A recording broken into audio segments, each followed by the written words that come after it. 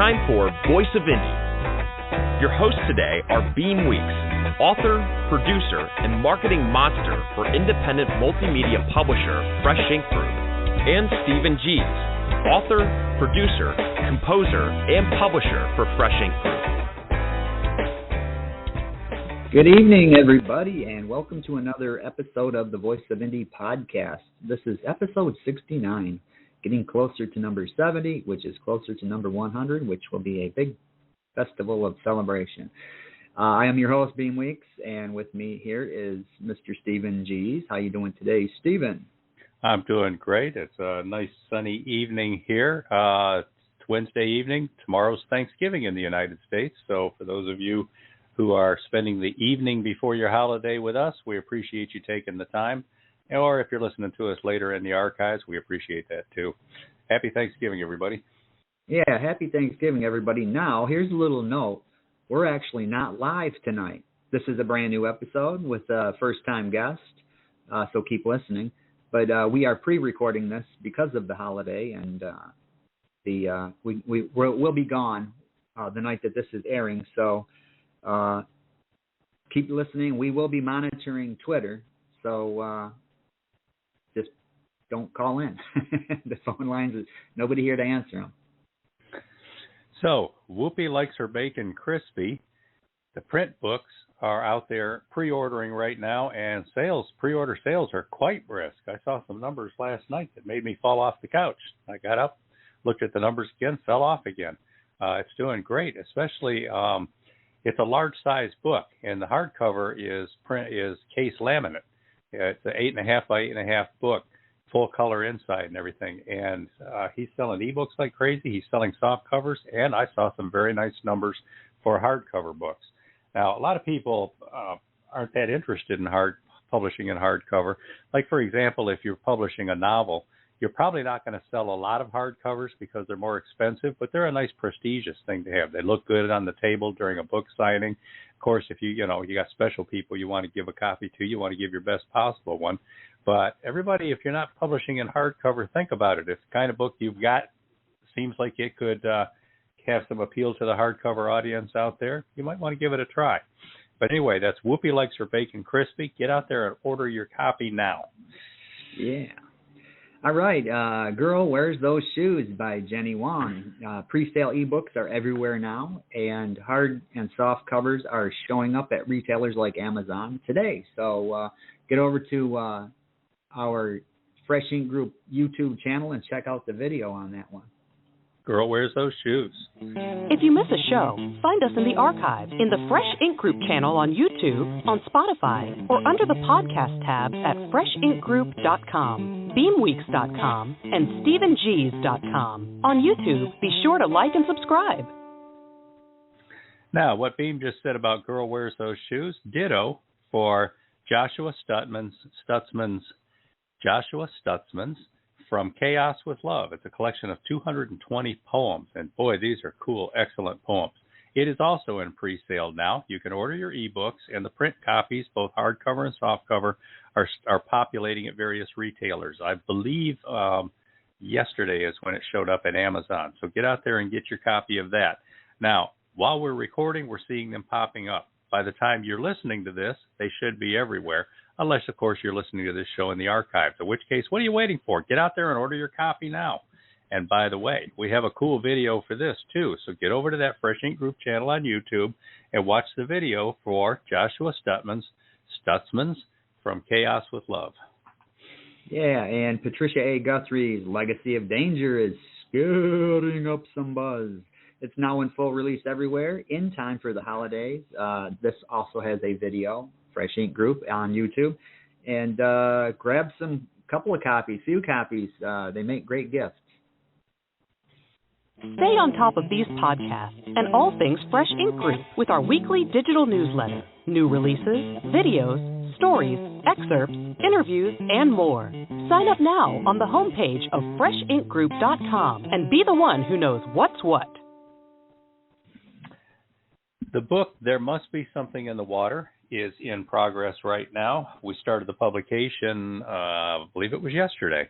So the ebooks should be appearing by the time you're hearing this broadcast, and I think the print books should be mostly populated by then too. That's There Must Be Something in the Water. It's a very cool book. This is written by the wife of the president of the University of Alabama at Huntsville, and it's about 42 descendants of slaves from backwater, low country, Green Pond, South Carolina. And these 42 individuals, despite having very little economic and cultural opportunities, went on to achieve some very great things, like president of a university. It's a very cool book. It's full of pictures from the area, pictures of all the people, local quotes, translations of when they say this, what does it really mean, and a lot of fun stuff. So check that out. There Must Be Something in the Water, going into pre-sale this week. Now, we're making the video for it, so we can't send you to YouTube yet, but by next week there should be one over there to check out for that as well. Yes. And the Ort Federation, To the Stars, the Second Ort Chronicle by Robert G. Williscroft, should be in pre-sale in about a week. Follow-up, this is the follow-up to Icicle, a tensor matrix. Check the newsletter. There will be info in it about that. And get over to the Fresh Ink Group YouTube channel. You've never heard that before. We have a video. Funny that. Yeah. So we got a great guest today. We have really been looking forward to talking to this fellow. We've known him and known about him and have admired him for many, many years. Nicholas C. Rossis. He likes to call himself the dream-protecting author. He lives to write, which he does from his cottage on the edge of a magical forest in Athens, Greece. When not composing children's book, epic fantasies, or short sci-fi stories, he chats with fans and colleagues, supports his fellow authors, writes blog posts, walks his dog, and enjoys the antics of two silly cats and his baby daughter, all of whom claim his lap as home. Welcome to the show, Nicholas. Hi, guys. Welcome. Really good to be here.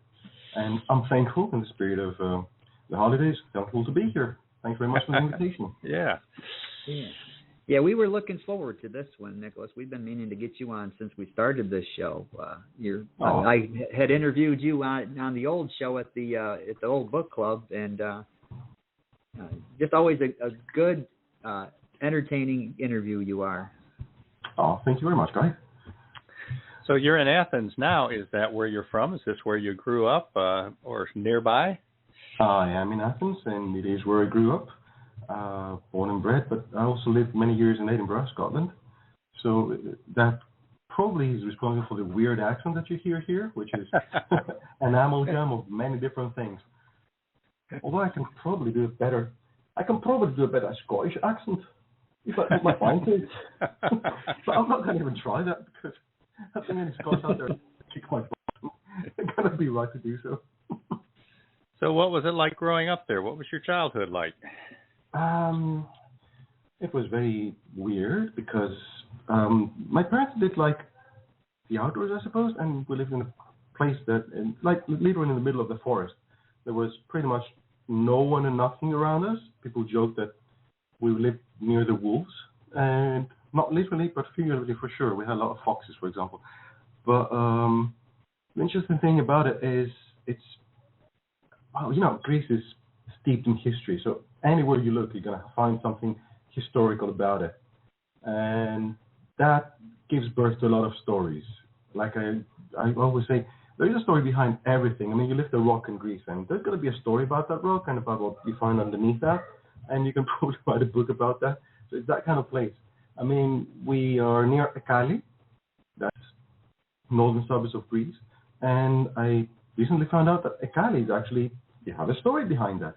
So you have the mythical hero Theseus, and he's supposed to go to Marathon, which is literally 20 minutes away from here, and nowadays, or by car, but back then you had to walk a fair distance from the center of Athens. So he was sent to Marathon to kill a bull that was apparently devastating the crops there, or whatever. So he starts on his merry way, and then nightfall falls, and he finds himself in the middle of the forest, halfway there to Marathon, and he finds a little hut and an old lady living there. So the old lady's name is Ekali, and he spends the night there. Then he goes to Marathon, kills a bull, and on his way back he wants to share the happy news, but he finds the old lady has sadly passed away. So he names that place after her. And that place, 2,000 years later, or maybe even more, because I don't know how old that myth is, so probably 3,000 years old or something, you still live near a place called Ekali to this day.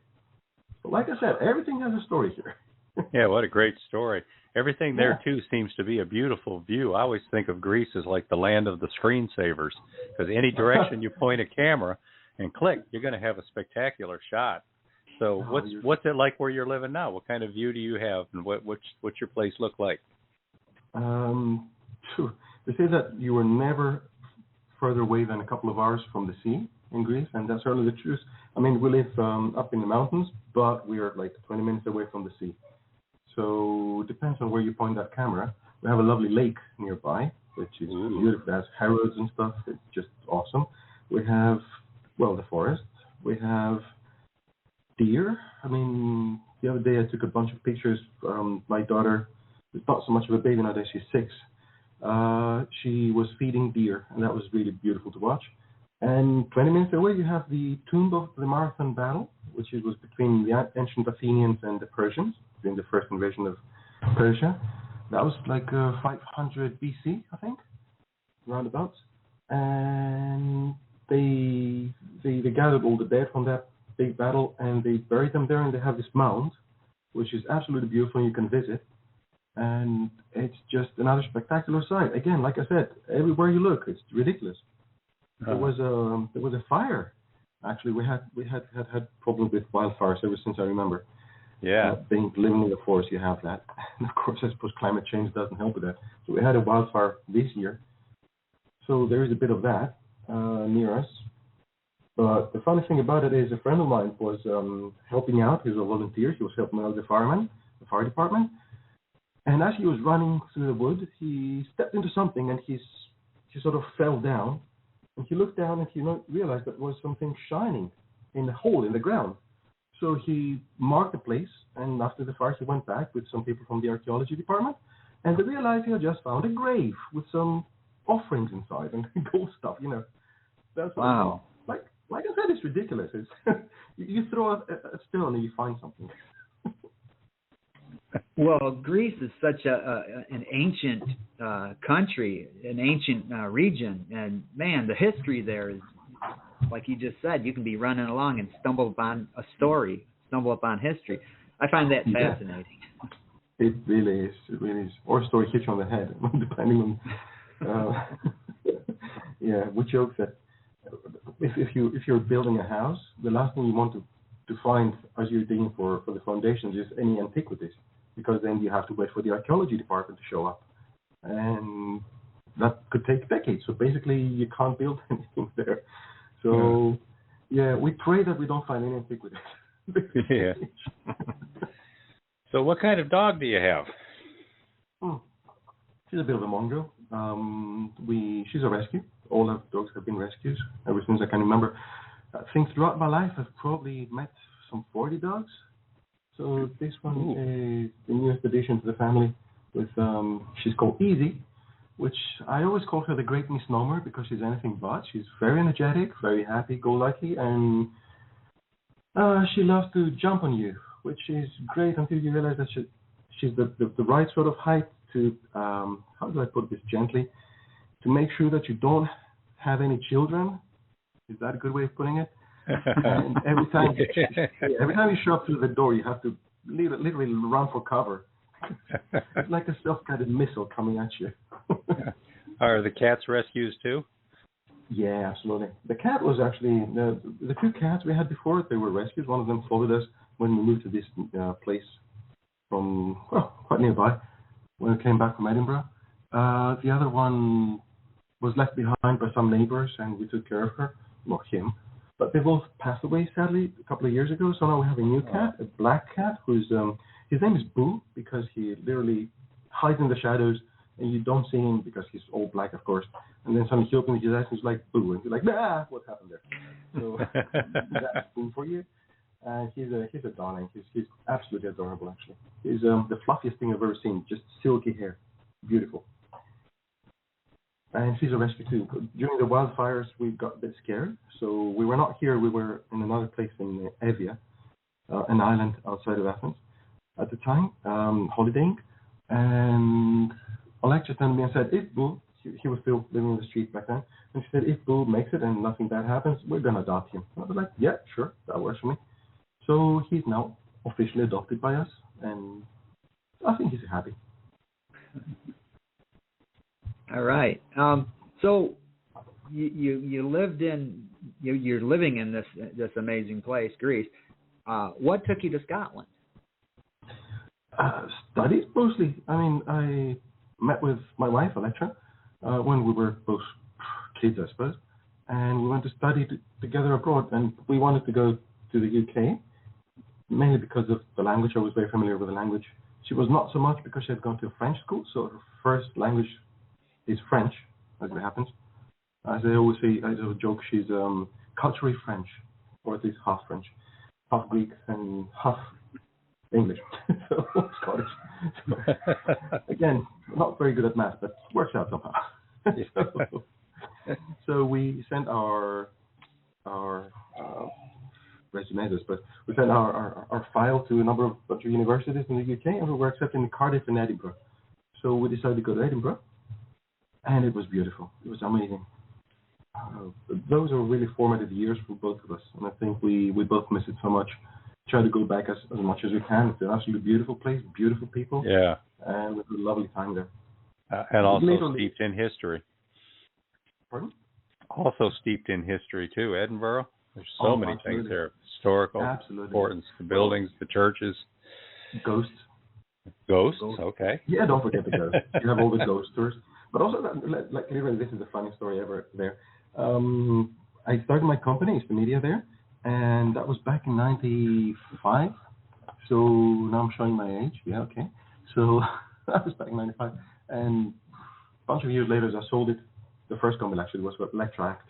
So I sold that to a Scottish guy, and they were running their own website development and what have you company. And I said, well, that was Andrew, okay? And Andrew had just bought a castle in the middle of nowhere, and it was a huge thing, like 14 acres of land around it, a lake, a private lake, and what have you. It was beautiful. And I said, oh, this is so old. Surely it comes with ghosts, I joked. And he said, in a very serious tone, he said, yeah, we have two. We have the Colonel, I think, or something, Colonel, and the lady in white, but it's okay because they're friendly ghosts and we don't mind them too much. And I was like, okay, you're just pulling my leg now, Andrew, aren't you? And I said, no, seriously. The previous owners told us about them, and they're there. And it's really frustrating because the castle is a listed building, which means you can't really change anything there. But that creates a bunch of problems because we can't have a TV antenna outside the building. So we put the TV antenna in the attic, and every night we put it in the place where we actually have a reception, but some of that seems to bother the ghosts. So every morning we find it in the opposite end of the attic, and it's really frustrating. I haven't been able to watch any TV since I moved into the bloody place. So that's Scots and their ghosts for you. Wow. So, Beem, I think it's about time to run a couple of commercials, isn't it? Sure. Hello, Chattanooga. Famous people who have visited the Tennessee Valley. Features photos, stories, and complete listings of the entertainers, athletes, political leaders, and others who visited the area since 1900. Chattanooga has attracted some of the best-known celebrities in the world, thanks to our city's historic venues, beautiful scenery, and powerful people. Hello, Chattanooga features hundreds of restored photos, behind-the-scenes stories, and thousands of fully indexed entries spanning more than 700 pages. I'm David Carroll. I've worked in Chattanooga television and radio for more than 40 years.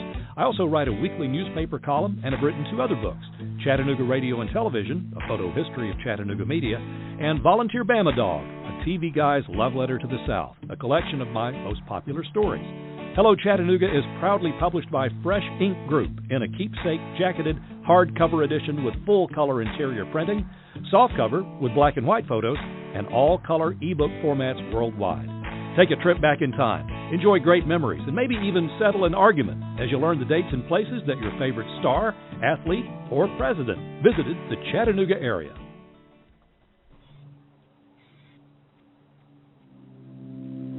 Every person has a private life and a secret self. This is true of those we know and people we only know because they are famous. Discover fascinating, intimate, clever, witty, poignant, insightful tales from a diverse roster of notable women who dare reveal both the unknown and the previously undisclosed. But these are not gossipy tales. No, they are personal, anecdotal, always meaningful stories for quiet reading, sharing aloud, even performing from the stage. Compiled by Detroit playwright Jay Ajluni, Whoopi Likes Her Bacon Crispy, 65 fascinating excerpts from the memoirs of famous and infamous women is illustrated with whimsical portraits that capture these remarkable celebrities at their best. Choose your own from laminate hardcover, softback, and digital editions, all proudly published by Fresh Ink Group. Come away with a richer appreciation of these talented women and smile for permitting them to entertain you in unexpected and delightful ways.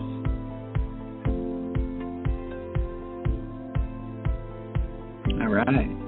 So both those books are currently available. So get out there and grab copies of them for the holidays. Give them both have videos over in our YouTube channel. Yeah. Yes, they do. So, Nicholas, what kind of a childhood did you have? Were you a reader and a writer as a child, or is this something that you discovered later on? I was definitely a reader. Especially, like I said, growing up in the middle of nowhere, you didn't have any friends, so it was quite lonely. But every Friday, I would take maybe a dozen books from the school library, and I would return them on Monday, and I had read all of them through the weekend. So definitely reading a lot. That was good for that. Yeah. Cool. My favorite place in the entire school was the library. Just went there every break and read a bit. I loved it, that place. Still do. I was very lucky to go to school, but I had a huge library too, so there is that. Yeah, I always loved the library too. That was my favorite place. I don't think I ever read a dozen books over the weekend, but I'd read quite a few of them though. Then you're lucky because you had a life during the weekend, so there's something good. So as a child, you did a lot of reading. Now you're not living in the forest, so to speak.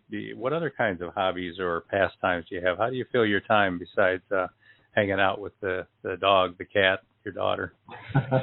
Well, the daughter is you know how they say the term money pit? She's a time pit. Here's when you're with her. She demands all your attention, so not really much free time there. How old is she? She's 6 now. 6. Which is a great age. But so far, every age has had its ups and downs, and she's been wonderful. I just love having her, and I just make the most of my time with her, to be honest, right now. I just enjoy her company so much. Apart from that, we do love to walk a bit, and just, lockdowns have been hard for everyone. So it's been kind of weird, but on the other hand, I joke that lockdowns have been designed just for me, because I was pretty much living the same way since I work from home anyway, and I'm lucky enough to not have been affected terribly much by that. And I don't know if you're aware of this, but Greece did go through some very strict lockdowns. I know the situation in the States has not necessarily been like that, but Natalie didn't go. That's the daughter. She didn't go to school for a lot of months last year, for many months, and then we managed to bring COVID cases down to like 6 a day, something like that. So the lockdowns have been very successful, but at a big toll, psychologically speaking. So then we took her and we went to Lefkada, which is a beautiful island in the Ionian Sea, on the west coast of Greece, and that really did wonders for us. So I would say we'd love to travel. We'd love to do more of that. Especially with Greece, there's something to see around every corner, and we love to spend time with each other. Really, that's it. Very, very family-oriented life, to be honest. And of course, write. Both the missus and I, Alexa and I, we literally make a living writing right now. Just copywriting for a media company, an American media company. So we both ended up doing that. Now, we know that, you started reading as a child. How long have you been writing, serious writing? Because you've got numerous books that you've published, which we'll get to shortly. I think that was back in 2009 that my first short story was published in a magazine, and I was actually paid for it. So about a couple of $100. So that was awesome. I was like, ooh, this is fun. I can do what I love and get paid. I didn't realize that could be a thing. So that was 2009. But it's kind of funny story before that, because when I was, I think, 17, I went to a counselor to help me out with what I wanted to do with my life. My father insisted that I became an engineer, and I didn't want to become an engineer. Just not my thing.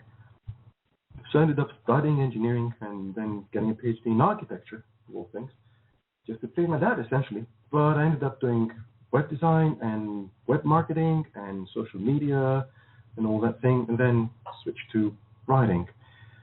So back to my story, 17 years old, I go to that counselor, and I show her one of my short stories that I've been writing. And she says, whatever you do, don't become a writer. This sucks, This is really, okay. Don't give up a day job, or that sort of thing. So I didn't. Like I said, I studied engineering and ended up doing different things. I was very keen in psychology as well, very interested in that. But so that was part of my thesis. But didn't do any writing. And then in 2009, I did that short story. In a couple of years later, I did a Greek translation of the Tao Te Ching, which is a Chinese book. I translated from the English translation of the Chinese, of course.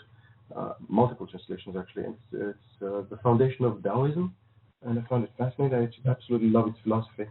So I translated that, and then I sort of got into more writing, and I wrote my first children's book, Runaway Smile, which I wrote pretty much during a weekend. It was just like somebody was telling me the story. It was beautiful. So that got self-published in Greece first, in Greek, and that counselor, she got her hands on one of the copies, and she called me out of the blue. Yeah, like 30 years later. Wow. She called me out of the blue, and she said, "I'm so happy that you became a writer. I always knew that you'd become a great writer. This is a great book." Oh, yeah. I'm like, what the heck? What? And then it got even worse in a sense, because she turned to me and she said, "And of course, you know what you write, what you wrote about, right?" I said, "I think so. What did I write about?" I said, "Well, you wrote about a relationship between how the relationship between a child and his mother is the most important relationship of their life." And I was like, "I'm not aware of writing about that, but." And she said, and she told me, "Then you don't know what you're writing about." I was like, "Okay." Oh, wow. So that taught me two things. Never listen to people who tell you what you should and shouldn't be doing in your life. Just follow your passions. And the second one is leave it up to the reader to make sense of what you're writing, because you don't want to hear, don't want to intervene with that process. Everybody reading your books is going to take something different away from them, and that's fine. Don't go around telling people what I was writing about. Yeah, as long as it's worth 5 stars to them. Yeah. Yeah, I think that's a sign of a good writer, is when you've got multiple takes from different people, that it means this to one person and means that to another person. I think that's a sign of a good writer. Yeah, that's a good point. So what is your writing process like, Nicholas? Is this something you do a certain time each day? Do you set goals? Do you put flowers in your hair and burn incense? Do you have any kind of a routine? What's your writing like? I haven't tried the incense thing or the flower thing, but that sounds kind of fun. I'm going to try that. Okay, I'll let you know. Now, first of all, let me make it clear that I don't do half as much fiction writing as I would like nowadays, simply because there is so much copywriting to be done that I spend the whole day pretty much. We both spend, the wife and I, we spend all of our day writing copy for like blog posts and web copy, and sometimes marketing material, so taglines and ads and that sort of thing. When I have been lucky enough to have been approached a couple of times by people I admire, and they wanted to co-write a book. So Rain Hall is one of these people, and we ended up doing a book last year about copywriting, which of course now is sort of my area of expertise, along with book marketing. And we are thinking of doing another one this coming year, 2022, which I'm very much looking forward to. Apart from that, I ghost wrote a couple of stories and a couple of books. One was with a childhood friend, and we wrote Fear Begets Murder, which was a murder mystery, of course. And one of my short stories ended up in a collection called Health Mall. So I've been doing a bit of that, but I haven't been doing half as much fiction writing as I'd like to do, to be honest. And I kind of feel bad about that, but you do what you can. And what keeps Natalie happy, of course, with plenty of toys. She's going through a puzzle phase, and we buy a new puzzle like every other day. So. Do you find it's helpful to shift gears like that? Like if you're writing copy, ads, blog posts, marketing material or whatever, and then when you do have the chance to shift and just go into a world of fiction, creating characters and things like that, is it an easy transition for you, or does it help to just kind of stick with one thing for a while? I've been sticking with copywriting for a while now, for a few years now, but I do love to write fiction. So every chance I get, I try to do that. But truth be told, I have the second installment of my Heaven for Toasters series. I love that series, and I would love to finish that second book one of these days, but somehow it doesn't seem to work that way. The book would not write itself, and I can't find the time to write it, because by the time I finish with copywriting, I'm just sort of burned out. I can't stare at the monitor for another second. All I want is just, do something in the real world, if like. And I find that hard. I find that hard to figure out when to write fiction right now. I hope that at some point I will manage to balance these two better. It helps when somebody approaches you with a project, an idea for a project like Rain has. So when she comes and says, okay, let's do this, here are my chapters, here are your chapters, get writing. That helps a lot, but I have to find somebody who does that with fiction writing, I think. So I did that with the ghostwriting project, but we'll see if another project like that comes along. So, Beem, you want to roll a couple more commercials? Sure. Aspiring young Chinese immigrant, Gigi O, survives by working as a stripper, but she strives for true success in the U.S. real estate industry. Navigating this highly competitive business is tough, especially when her only support comes from the deeply flawed men she loves and her old cohorts from the strip club. Issues of betrayal and trust, loyalty and commitment complicate her goals, even as one lesbian friend adds new dimensions to her understanding of love versus desire. Then the market crashes and financial turmoil threatens to rob Gigi O of all she has achieved. Can she find new ways to chase her dreams and still manage to keep her clothes on? Or might she find a better reason to take them off? Girl Wears Those Shoes is a tale of love and power. The story of one woman who wants to make the world her own, if only she can figure out how. Proudly published by Fresh Ink Group, Girl Wears Those Shoes is available in all hardcover, softcover, and all digital formats worldwide. I'm in St. Louis, where the windmills turn, behind the fence where lifers yearn. I see tempers flare and souls burn. Walk the line, or it's your turn. It's funny how little things give us the greatest ambition. The differing shades of color throughout the day's sky, the slight smile and familiar aroma of a lover, the laugh of a child. In From Chaos with Love, Poetry from the Inside Out, this astounding collection of 220 original poems, Joshua Stutzman shares his vision of how we live day to day, often unaware of how many ways we affect those around us, family, friends, even strangers. In that, he finds a unique and poignant beauty, an exquisite appreciation for the wonder he hopes to share with his poetry. Proudly published by Fresh Ink Group, From Chaos with Love is the first collection from a man describing what we all know but find too easy to forget. From Chaos with Love, Poetry from the Inside Out by Joshua Stutzman. And I'll bet we've got videos for those two looks. I'll bet. Those were both fun videos to make, too, especially the animation and that From Chaos with Love. That's a very cool video. And I like that background music, too. Yeah. Kind of moody. Got a good tone, a good vibe to it. So we're talking to Nicholas C. Rossis. That's what I was going to say. Nicholas has been kind enough to call in from Greece.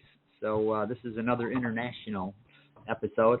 Now, Nicholas, you know, we just touched on prior to the commercial, we touched on that you don't have as much time to write fiction as you would like. With stories like Heaven for Toasters and Runaway Smile and the differences in these kind of genres that you write, when you do have the opportunity, where do your ideas come from for writing these stories? Mostly reading, of course, and dreams. I have a very vivid dream life, and I keep a dream journal next to my bed, and that's been a source of inspiration for many a scene in my books, as it happens. And in fact, a few of my short stories are verbatim copied from the dream I had. Just need to tweak a bit and tweak a little bit here and there, and publish it. It's a beautiful process when it works. Is that where you get the dream protecting author tag? Oh, no, that's completely different. When I published my books, I was so excited because I was like, I'm going to publish a book. So I'm now an author, and I'm going to have thousands of people reading my books. And then I realized that, no, that's not how it works. You really need to market and promote your books. And when you do that right, it can be awesome, but it's really hard to do right. Book marketing is really hard when you have to compete against, I think the number is a bit over 6,000 books a day are being published on Amazon alone. So it can get a bit overwhelming for a reader, and you need somehow to reach those readers. So that's where guys like you come are invaluable to authors, because you offer that very, very valuable service, book marketing.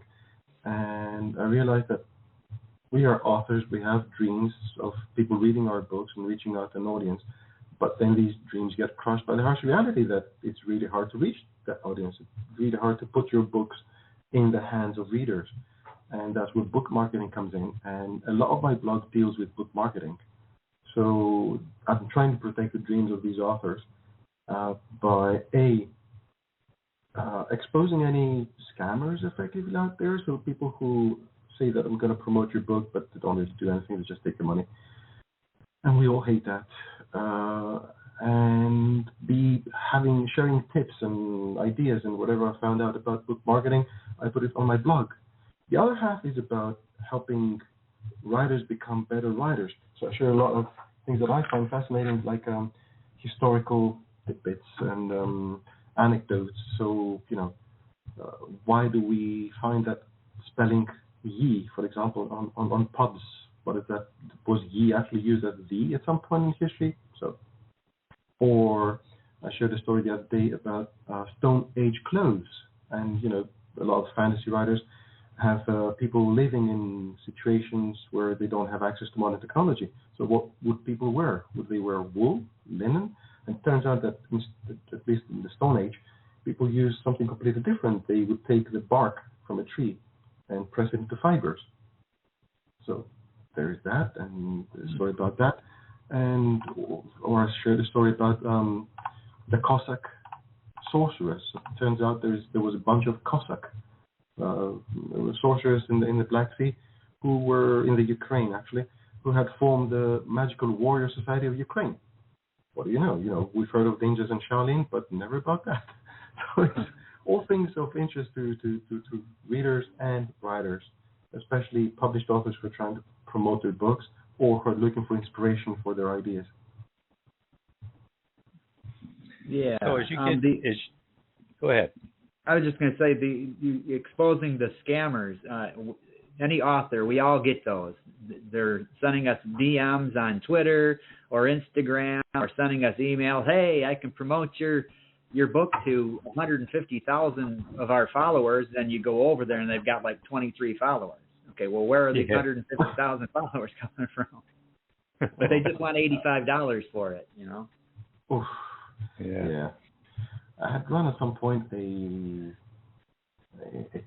what they call a survey, I suppose, which was I was asking people to share their experience, writers share their experiences with book promoters, and I published the results, and it turns out that there are some really good ones. BookBub is pretty famous, of course, and for good reason, but they're asking for so much money that's really hard to make or just break even.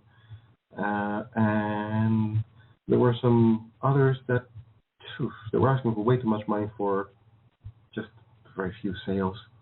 At the end of the day, that's not what you want.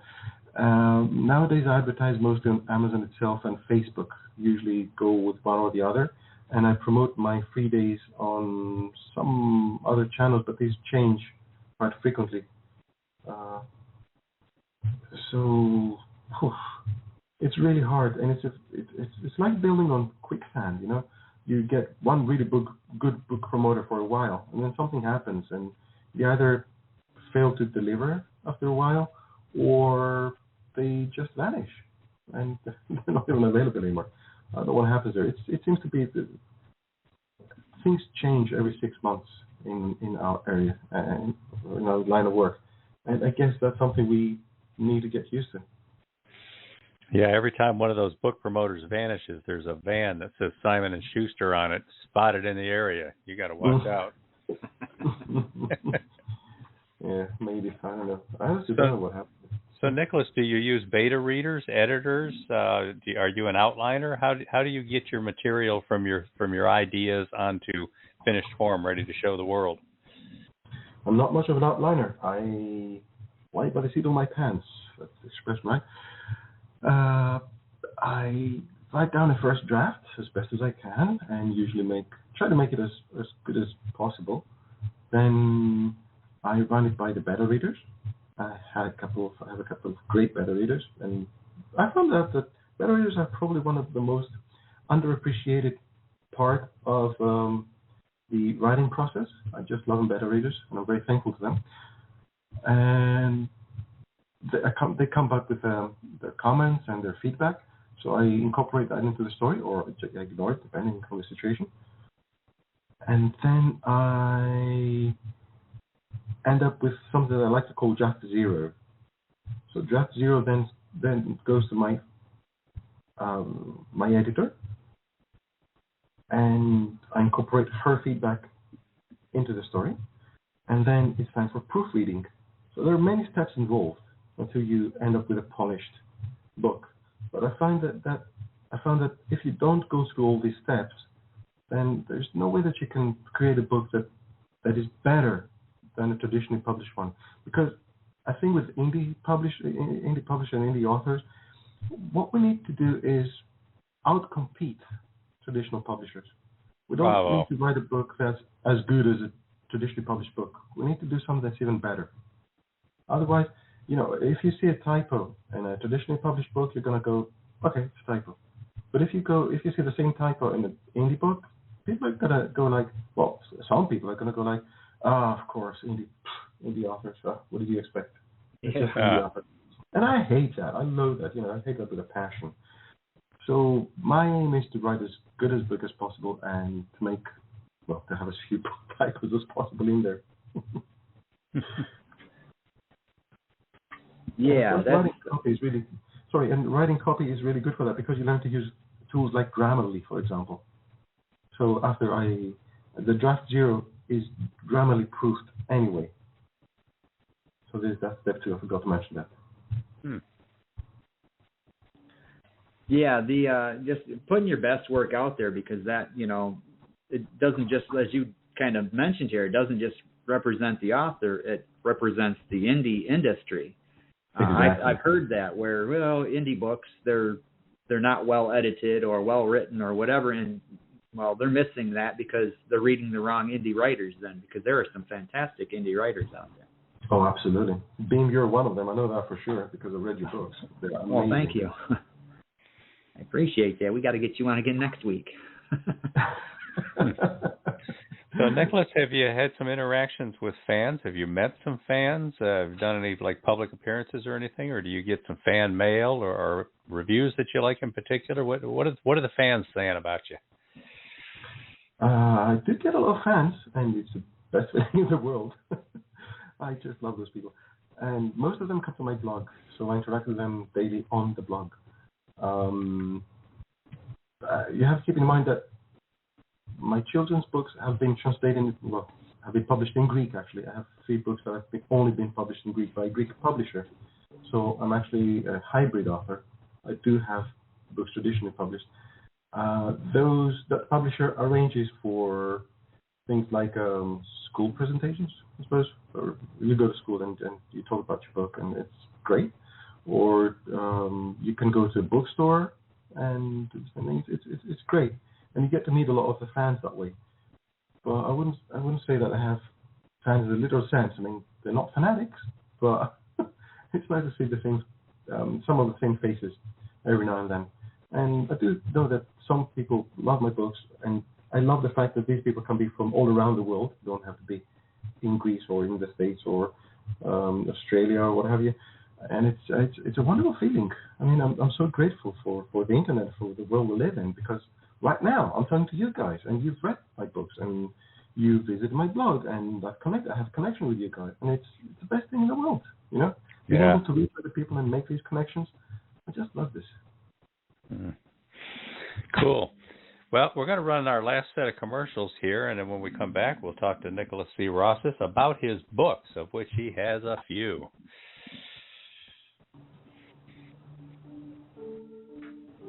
Elena Dicani inherits her family's castle in Romania, a land dipped in myths, folklore, and the legendary Walking Dead.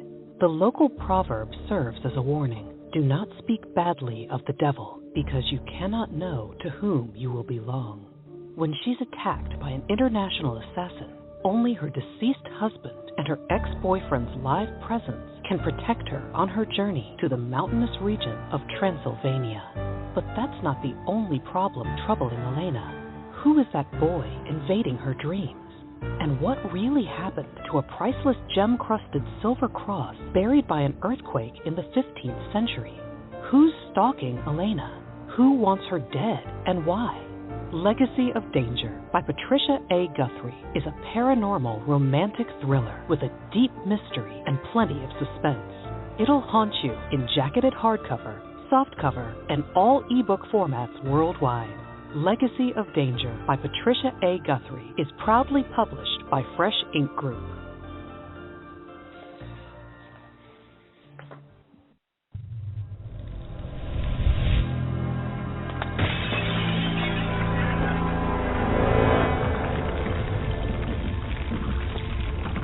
Now, introducing Book 1 in the new series by master sci-fi storyteller Robert G. Williscroft, Icicle, a tensor matrix, the first Urt Chronicle.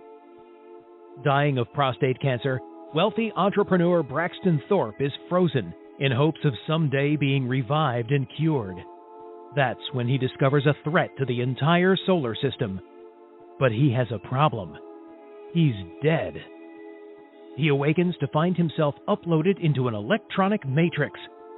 Exploring beyond the matrix and the larger global net, he discovers the Urt, a distributed electronic entity older than humanity, with an unnerving secret. Aliens wiped out nearly all life on Earth once, and they are coming back to do it again. The mathematical entity that is Thorpe has to find a way to convince humans of this threat, and in time to do something about it. But how? And what? Will Thorpe's carefully assembled team have any shot at saving the world? Will the Russians and Chinese help or betray? And who uploaded the cat? Icicle, a Tensor Matrix, the first Urt Chronicle, is available worldwide in hardcover, softcover, all ebook formats, and now as an audiobook narrated by Trenton Bennett, including music and sound effects. Icicle, a Tensor Matrix, is proudly published by Fresh Ink Group. That commercial is a good example of how we use music and sound effects when we produce the audiobooks, and that's the music and sound effects in that audiobook for that book. And I want to remind you that the second book in the Urt Chronicle series is going into pre-sale about a week from now. So watch for that. If you haven't read Icicle yet, get your copy. Indeed. You know, the books are very interesting. You know, Icicle, I can see a lot of influences from Gibson, from Neuromancer. And I'm always fascinated by how something that was written 40 years ago still has so many ideas in it that are contemporary. And of course, Legacy of Danger. I almost took a job once in a village very close to the actual Castle of Dracula in Transylvania. Ooh. So, yeah, in Romania. That would have been fun. It's a beautiful medieval village, as it happens. Very beautiful. Brasov, it's called, and it, well, like I said, almost moved there at some point. So, Nicholas, we're looking at a sheet here of a whole bunch of book covers of yours. Let's kind of break this down a little bit into categories, starting with books that you've got out there that are targeted for writers, like copywriting and emotional beats. Of course, Emotional Beats is actually my best-selling book. It sells a lot of copies each month compared to everything else. Oh, cool. Yeah. So what's it about? Emotional Beats. It has, you can think of it as a thesaurus, I suppose. It has examples of sentences and phrases that you can use to convey an emotion. So it's organized by emotion. So if you want to convey anger and you don't want to tell, you want to show, you can't say, Nicholas was angry. Instead, you want to say, Nicholas tapped his fingers or tapped his foot or whatever. So you use a beat to convey that emotion. And it has collections of such beats that can make it so much easier, and you can use the inspiration to find just the right beat for your own work.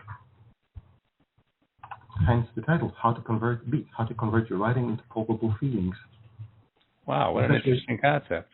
Yeah, it's how to show, not tell, the easy way. Yeah. Which, that's a good thing.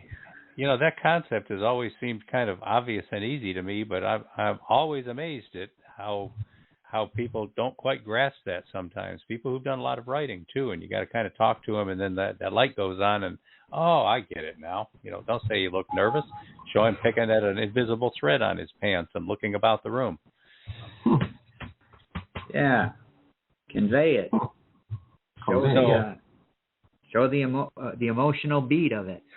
Yeah. So are these the two books that you have for writers, that and copywriting, or are there more here that I'm not recognizing?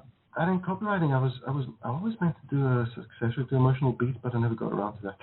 So I said it's the first book in the series, but book 2 was never written. But speaking of, I was telling you about the sales before. This month I've sold 77 copies of Beats and some 20 copies of everything else. So that shows you how much interest there is for that particular book. Wow. It just needs to find its audience. That's so true. So which ones here then would be the children's books? Runaway Smile? Oh, definitely. Musicville. And actually 3 more books that are being published in Greek, so I've never finished translating. Well, I finished translating them, but the illustrator never finished. Oh, apologies for that. But the illustrator never finished illustrating them and producing the book. Okay. So, now, yeah, unfortunately, there's only these 2 at the moment in English. Looking at these book covers, Do you take a hands-on approach when it comes to your cover design, or do you hire somebody to do these covers for you? I started doing them myself because I do have some experience in graphic design, but they were nowhere as good as when you have somebody dedicated doing book covers. So then I came across Alex Saskalidis. He's a Greek guy who does beautiful book covers, phenomenal book covers, and I've been using him ever since.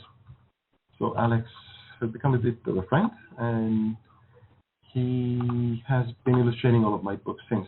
The one, of course, with Rain Hall. Rain did all that, and Hell Small was also designed by April Gray, the one responsible for the compilation for the collection. Well, these all look excellent. Do you have a favorite cover?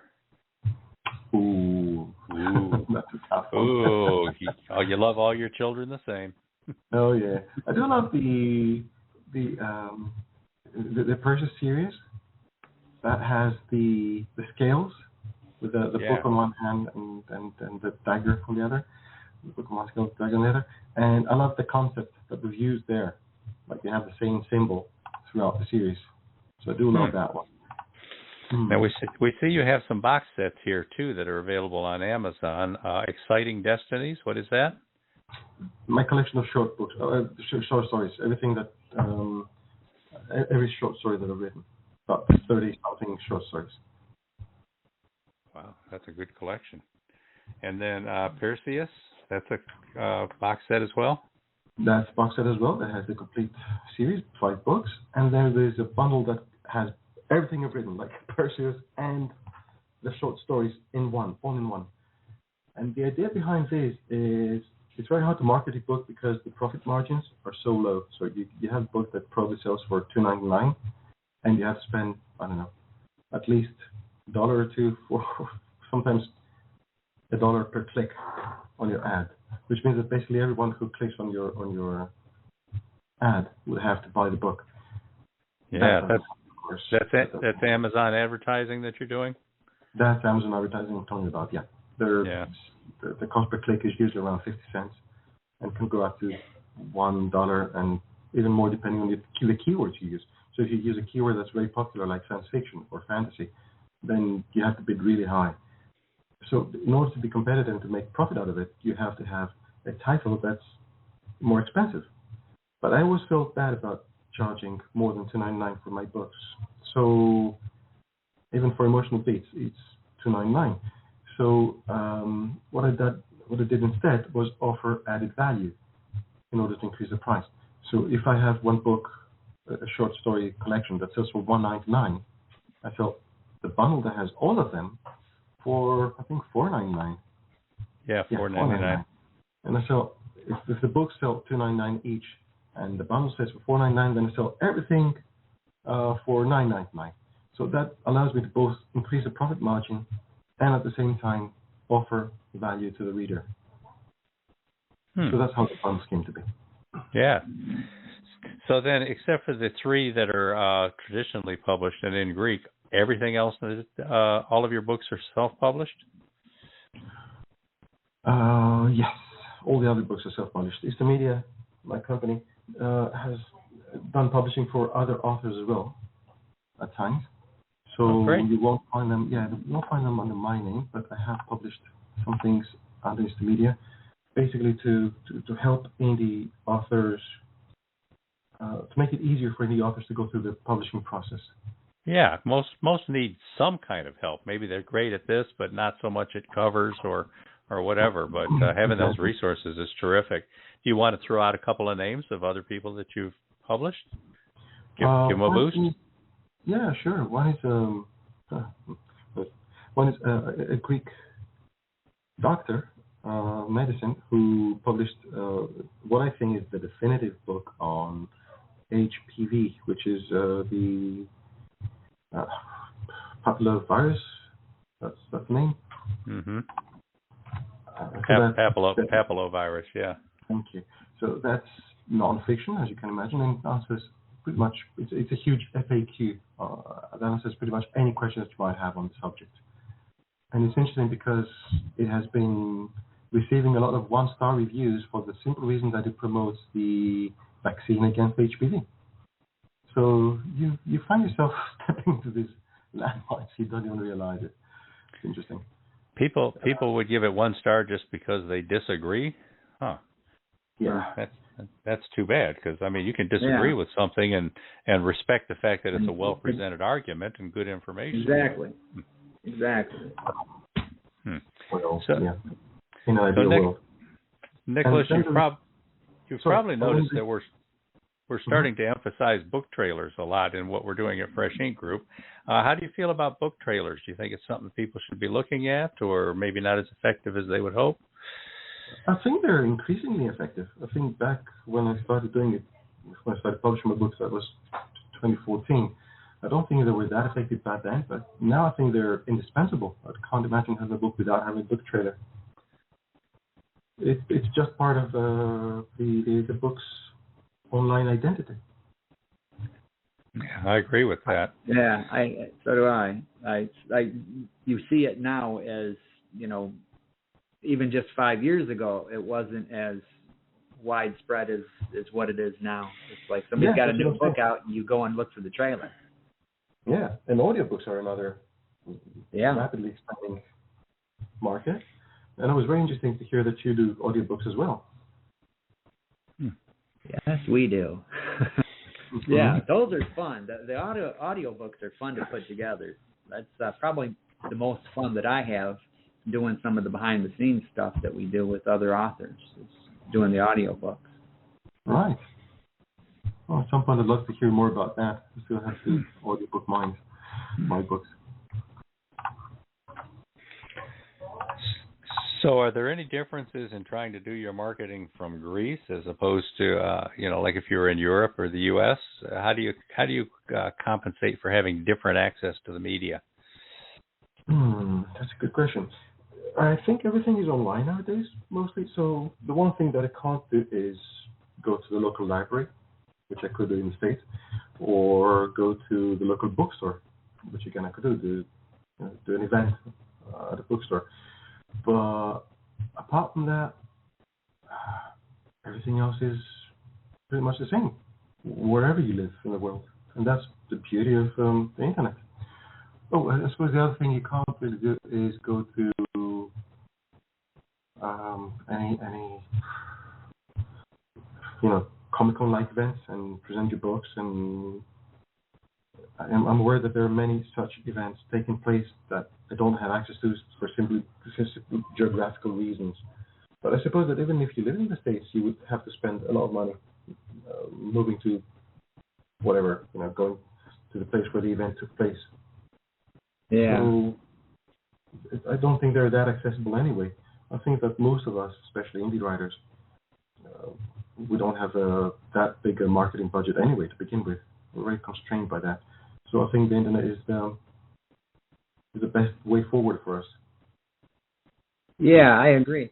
Now, Nicholas, going back to this doctor that you helped get published, who wrote the book on HPV. Did you want to mention his name? I don't think you mentioned his name. And was there other authors that you would help that you want to throw their names out? Oh, yeah, sure.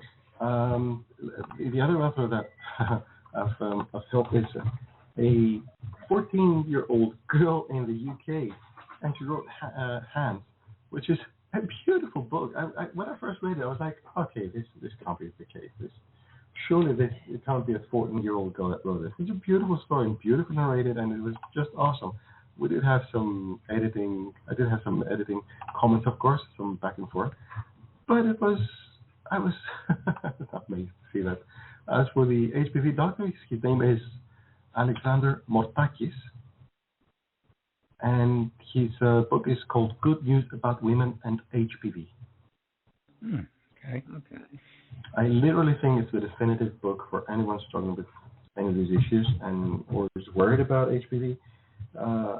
And I have yet to find a better book on Amazon on the subject, which is not surprising because he's had some over 30 years of experience. He's one of the best doctors best gynecologists in Greece. Well, nothing beats experience. That's very true, especially if you're a doctor. Nicholas, you've mentioned your blog. Beem and I are both big fans of your blog. We've been following that for as long as possible, and it's probably the most shared blog that I subscribe to as well, because you're always putting out good information for writers, which is why we invited you to be on G's Writer too, gswriter.com. Listeners, if you want to go find Nick over there. I'm cringing now because I know you always told me that, and I'm like, oh, I have to write something. Oh, I have to. I never did. I'm so sorry about that. That's all right. But you write so much that we can keep reposting that stuff, and it's a valuable resource. I'm so grateful for that. Thank you, guys. Yeah, and you've become kind of like the unofficial Amazon expert too, because when Amazon is up to no good, which is pretty much 24/7, it takes a lot to keep track of what's going on, the new changes, the new rules, how the algorithms have shifted and all that. So a lot of us rely on you to kind of keep up with that as well too. So listeners, when we get to the end here, we're going to ask Nicholas where you can find that blog. Pay very close attention and subscribe. This is an excellent blog for writers. Thank you so much, guys. Yes. Amazon does get a lot of bad press, but we have to remember at the end of the day, they're out to make money. It's as simple as that. So it's in their interest to sell our products. Yeah. And they try to help with that as much as they can. But they also, at this point, I think I was reading the number one by this stage is probably their online services, things like that's the number one profit-making segment of the company. Their web space and all the services they offer to companies. Number two is probably the things that they're selling. And what was number three? I think number two was their ads at this stage. And number three is the things that they're selling. It's something as big as that. So, it's big money for them. They want us to use their ads, and that's created a bit of a problem lately. Because it used to be that you had, when you set up an Amazon ad, you were asked to set an amount of CPC, a cost per click, a bid. And you were bidding for a certain amount of money. And Amazon would say, okay, we're setting up your ad. What's the amount of money that you feel comfortable bidding with? Now, instead, what they do is they automatically add that number, and that number is usually higher than you had in mind. And then you have to go back to the ad and change that number. And unfortunately, a lot of people who are Amazon ads newbies, they don't go back to change that number. And as a result, all the ads have skyrocketed in expense, and it's become really hard to advertise with them. Having said that, Amazon are at the moment my number one marketing channel. It used to be Facebook until a few months ago, but for some reason, Facebook suddenly became very expensive to work with and didn't have quite as good a reach, probably because of all the thing with Apple. And then now Amazon is back to being my number one channel. So they get a lot of bad things, they do a lot of bad things, but at the end of the day, what they do works most of the time. So before we wrap it up here, Nicholas, do you have any advice for up-and-coming authors and even the ones that have been out there for a while? Any advice for authors? Sure. My advice would be don't give up. It's not going to be easy. Give your best. I mean, you really need to, like I said, to outcompete, to outperform traditionally published books. And a lot of traditionally published books I see nowadays are worse edited than indie ones, and I feel very proud of that. I feel very proud of being part of. Yeah, it's really bad at some. I had some examples in mind that are really bad in some cases. At the same time, I have authors, and they're seasoned authors too, and they are so keen on producing new material every other month that they don't really do any proper editing, especially any proper proofreading. And at some point, I read one of these. It's a guy I have in mind. I read one of his books, and I took the time to compile a huge list of typos. Basically, I proofread the whole thing for free. And I sent him a huge email saying, okay, please fix these because you're a really good writer and you really deserve to be read by more people. And you're always complaining how not enough people read your books. But if you go into Amazon and you look at the reviews, they always complain about bad grammar and typos. So here is what I found. I read one of your books. It was a great book, but oh god, the typos. So here's a list of the typos, and I'm doing this a favor to you. Please go there and fix them. And he got upset, and he never did change anything. So, wow. Yeah, so guys, please be humble. Be humble. It's one thing if somebody trashes your work and your beautiful words, but it's quite another thing when somebody's genuinely trying to help out. And please proofread. That's just grammarly the whole thing. It doesn't take that long, and it's a free tool. So just go there, chapter after chapter, put it in Grammarly, and follow the suggestions when it makes sense to do so. Yeah, make the effort, take pride. Yeah. But it sounds like they also need to learn to recognize a good resource as well. When you have somebody like Nicholas C. Rossis compiling a list for you, pay attention. You took on it, but thank you. Yeah. So, Nicholas, how do people find you out there on social media? Your handles, your tweets, your Twitters, your blog. How do they find you? Number one place to find me is my blog, which I check daily, and I try to post as often as possible. It used to be every other day. Now it can be 3 to 4 days. But I love that blog, and I put my heart and soul in there. I have almost 1,500 articles there by now. Wow. So that's a lot of work has gone into that blog. You can also find me on Twitter. You can find me on Facebook. I have a Facebook page. But I'm most active on the blog. Twitter handle? Twitter handle Nicholas_Rossis. That's Nicholas with a CH, NICHOLAS _ROSSIS. But I'm not very active there. So again, please go to my blog and set. The moment you write there, or you leave a comment, I'm going to respond right away. If you go to Twitter and DM me or something, it may take a while to read that.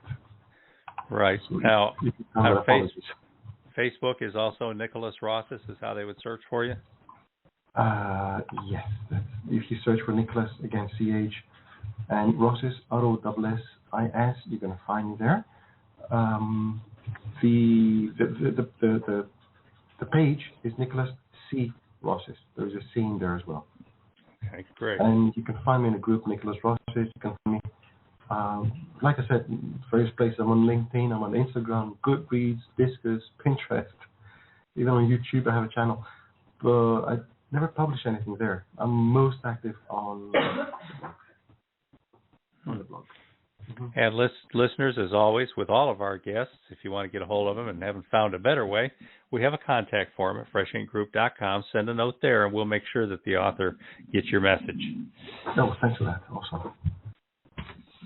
Nicholas? By the way, is nicholasrossi.me, as in me. .me, right. It's been a hoot having you on, Nicholas. Like I say, we've been looking forward to this for a long time. Listeners, check him out. Follow him. Check out his books. Find him on G's Writer. Become a fan. That's Nicholas C. Rossis, a terrific writer, children's book writer, sci-fi, fantasy, and a great resource for writers. Thank you so much, guys. It's been so great being here, and I'm very thankful for it, again, in the spirit of the day. Yeah. Well, thank you for taking time out to speak with our listeners. So we appreciate that. It's been a genuine pleasure. It was great catching up with you guys. All right, listeners, next week we will have an encore presentation of former Alabama Country Music Hall of Fame star drummer Mark Herndon and his gospel country singing wife, Leah Seawright. So if you missed that the first time or you haven't caught it in the archive, we're going to have that on again in its entirety next week. Yeah, it's a very popular episode. It's getting lots of listens in our archive too. So spread the word, tell your friends. And listen, people, it's holiday shopping season. Remember to get out there and support indie authors. Nothing makes a great gift like a book, especially one where you've taken the time and put some thought into picking out what you think the person that you care about would like to read. Check them out, indie authors, holiday giving. Yeah, support those authors as well by spreading the word about the work, post reviews, and seek out the authors and follow them on social media. That every little bit helps. Yep. Now, we don't know if you've heard, but we've got a YouTube channel, Fresh Ink Group. Get over there and subscribe. Now, I watch that number all the time of the number of subscribers we have, and that number has not changed in like 3 weeks. So obviously their number counter must be broken. But as soon as they get that fixed, all these clicks that you people have been doing the last couple of weeks will show up. Get over there. Yeah. All right, everybody. We are wishing you a very happy Thanksgiving here in the States, and we will see you again in a couple weeks. Yep. Happy Thanksgiving, and thanks again, Nicholas. Thanks, Nick. It's been a pleasure, guys, and I'm actually on YouTube right now, subscribing to your channel. So all right. All right. There's definitely something wrong with that. All right. Thanks. See you soon, listeners. Bye, everybody.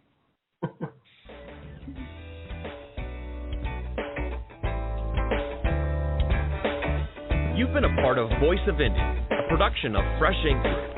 Spread the word, support our guests, then find us at freshinkgroup.com and be sure to hashtag Fresh Ink Group.